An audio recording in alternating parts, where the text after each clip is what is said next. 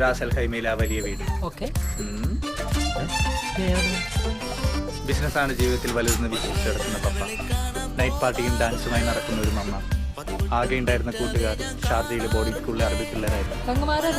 ഇല്ല, റാസൽ ഹൈമയിലെ ആ വലിയ വീട്ടിൽ ആ രാജകുമാരൻ ഒറ്റയ്ക്കായിരുന്നു. നീ മിണ്ടായിരുന്ന ഒരു ചിക്കൻ സമൂസ എടുത്തു. ഹോളി ഐറ്റംസ് ഒന്നും ഇവിടെ എടുക്കാറില്ല. വേണ്ടാട്ടോ, നീ ചായ അടിച്ചാൽ മതി. നീ എണ്ണ അടിക്കാൻ നിൽക്കണം. ഏത് സോഫിയുടെ ഐ ഡി? എനിക്ക് ഐ ഡി ഇല്ല. അതെന്താ ഐ ഡി ഇല്ലാത്ത? ഇൻസ്റ്റഗ്രാമിലുണ്ടോ? റേഷൻ കടയില് ലിസ്റ്റിലുണ്ടോ? ഈ നാട്ടിലെ പത്രങ്ങളും പാപ്പരാസികളും എന്നെ കുറിച്ച് എഴുതി അർമാദിക്കുന്നത് കണ്ട് ആസ്വദിക്കാൻ സെലിബ്രിറ്റി സ്റ്റാറ്റസ് ആഗ്രഹിക്കുന്ന യൂഷ്വൽ സൈക്കോപാത്ത് അല്ല ഞാൻ. എന്റെ കഥയും എന്റെ പ്രതികാരവും എല്ലാം എന്റെ സ്വകാര്യതയാണ്.